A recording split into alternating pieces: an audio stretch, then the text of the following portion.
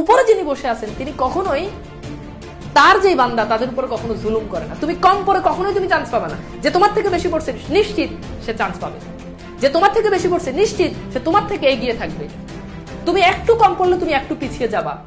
যেই মানুষটা পড়তেছে তোমার থেকে বেশি, আল্লাহ কি তার উপর জুলুম করবে? তারা চান্স দিবে না, তোমার দিয়ে দিবে?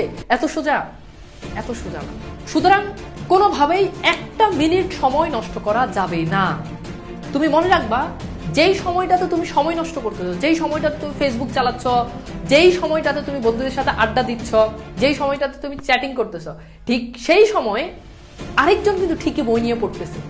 এই জন্য যে হেলাফেলা করে যে সময়গুলো নষ্ট করতেছো, ফেসবুক ইউটিউব স্ক্রল করে যে সময়গুলো নষ্ট করতেছো, আড্ডা দিয়ে সময় নষ্ট করতেছো, এই সময়গুলোর জন্য একটা সময় খুব দুঃখ হবে যে কেন তখন আমি সময় নষ্ট করলাম। আমি তো চাইলে তখন পড়তে পারতাম, আর সেই সময়টা যদি নষ্ট না করতাম, আমি যদি পড়ার টেবিলে যদি সময়টা দিতাম, আমার জন্য অনেক বেশি ভালো হতো।